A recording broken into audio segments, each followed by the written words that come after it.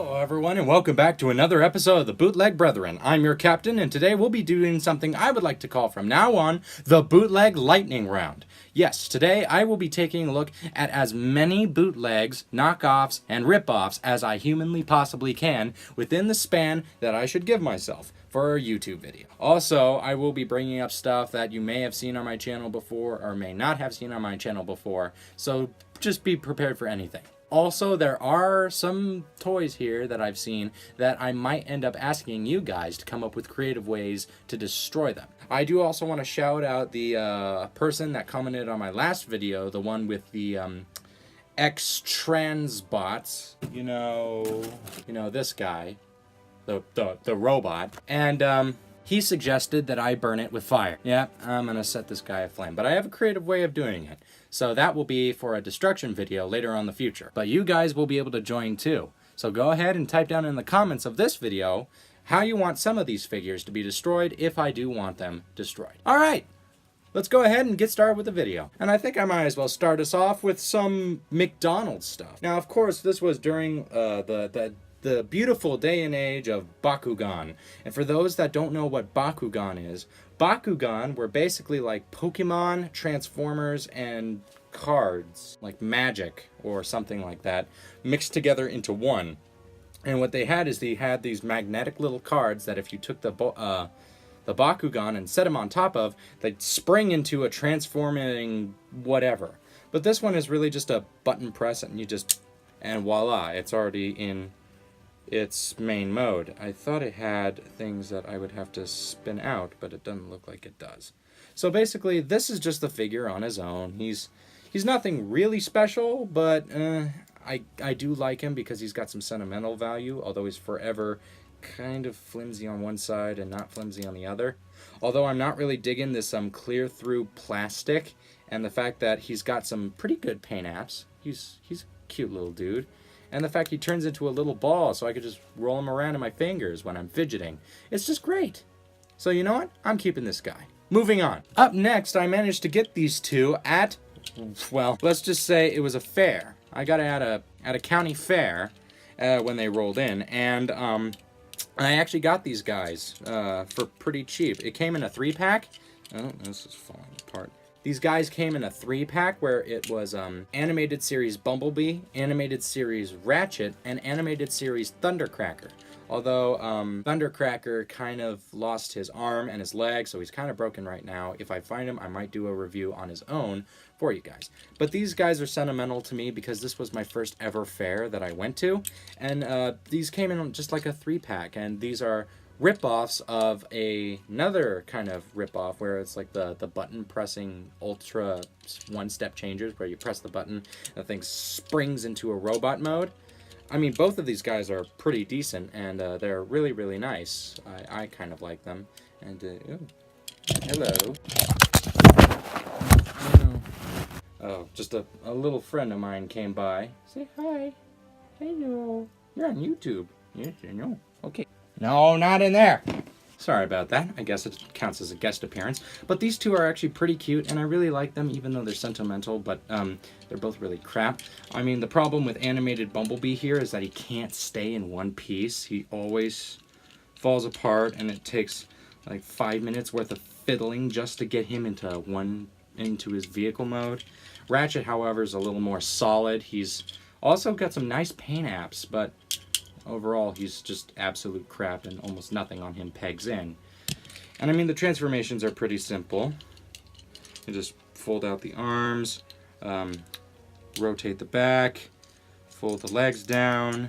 Normally with the one-step changers, you would just press a button and it instantly turn into this. This is a cute little Bumblebee. I mean, overall, it's pretty good. The plastic's pretty good and the joints are fairly solid, although be it a little fibbly. The sculpt is obviously ripped off of the original toy. That's just a complete and utter fact. But this guy's actually really good, and I like him, and I keep him with me forever. And then Ratchet comes along, and he is also kind of my favorite. I mean, I've never really had a animated series Ratchet before, so this is kind of my first and my last animated series Ratchet. And he's kind of really, really cute in a way, but I mean, his transformation is no different. I mean, it's just popping things and twisting, and then just folding his torso up with his back. And then you can kind of see why this guy kind of gives me a headache, is that absolutely nothing plugs in. He's a mess, but I still love him anyway, so I'm not really going to give this guy up.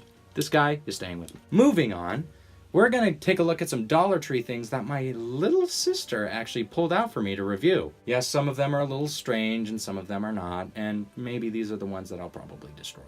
Who knows? So let's go ahead and start off with this My Little Pony, but when we got it from the Dollar Tree, it didn't say My Little Pony, it just was little horse figure, and it's made of this god-awful rubbery plastic that doesn't feel comfy, and it's got this nasty hair that falls off on your fingers, and it smells of chemicals and whatnot. And the first thing it did on us when we bought it is that its head popped off. Now you may be saying, oh, well, it's rubber, it stretches, and the whole thing pops off. No, this is solid, pretty much. It's very hard to bend, and this is actually torn. This is certainly appalling. First of all, I'm going to make sure if my little sister would want to keep a hold of this, then I'll ask, and she'll keep a hold of it for the rest of its miserable life. But if she doesn't, go ahead and comment on how you want me to destroy this thing. Moving on. Whew. Our next thing is this mermaid that she found for just $1.09 at the Dollar Tree. And I actually haven't opened this thing. So I'm going to go ahead and do that now. And I'm just going to take a look at the figures. I hope it's actually pretty... Oh, come on. Come on. This is really difficult plastic. Okay. Let me take a look at the... Are you kidding me? The first thing it does out of the box is it breaks on me. And this is just crap. I mean, it's terrible plastic. Yet again, same thing with like the My Little Pony thing. The freaking hair kind of just falls off on your finger. Ooh, go. And the tail kind of just doesn't want to snap back in, and then the skirt is made out of this nasty plastic with this nasty Velcro that takes all of its nasty hair all over the place, and this is just not fun to play with. So I want you guys to figure out how I want to destroy this thing. Well, it's already destroyed, but how to destroy it even more. Moving on. Another thing that she pulled out for me was this little dollar store styrofoam ball gun. And this is actually just really freaking cute. I like it. The stickers are cheap. I mean, it is screwed together. The sculpting's okay. It's scarily see-through. It's like the most clear freaking plastic I've ever seen. Styrofoam ball's a bit of a mess too. And it comes with a little rubber string that never really goes anywhere. Although it does do this. And it actually shoots pretty far. I mean, if I were to go over here, yeah, it's actually kind of a lot of fun. And the cat likes to play with it. So I'll keep this for the cats. I think they'll like this. I mean, I like this. I might repaint it and make it look even cooler. So this is a keep. Moving on. Now, of course, for those that have been with my YouTube channel since the beginning, which wasn't really that long ago, you might all have remembered that I had these 4 figures I started off with, and they were the first figures I ever reviewed. What I noticed about that is that the backdrop was crap, the lighting was terrible, and pretty much my audio was just garbage. So I might as well review them again one more time. So we have these lovely 4 little, these robots. They're just called robots. Transforming vehicle, or véhicule transformant, as I say. And you transform your robot. That's the box. Nothing special. I already reviewed this. But I want to review it so then you can actually see the figures and see the reason why I actually liked them. These guys are actually pretty tough. I mean, this guy, he's not going to break anytime soon. Even with the transformation, which was kind of complex and kind of scary sometimes, where it's like you've got to just fiddle with it just a little bit, and the chest comes down, and then this has to rotate, and then he turns into this. And I'm fairly certain that these guys are actually rip-offs of Microcons or Mini-Bots or whatever they're called, but they're all rip-offs. I mean, one of them is definitely a rip-off of one of those, but they're all pretty much rip-offs. But this is my favorite, so I'm just going to call him Kevin. We'll call him Kevin. There we go. I just don't remember the name. I'll probably go back and remember what his name was. Then we have this guy, which is a lovely little missile truck, and the colors are pastel and pastel. But it comes with a swiveling gun, and the gun actually can look down. Yeah, that's not smart. But, I mean, the transformation on this guy is relatively easy as well.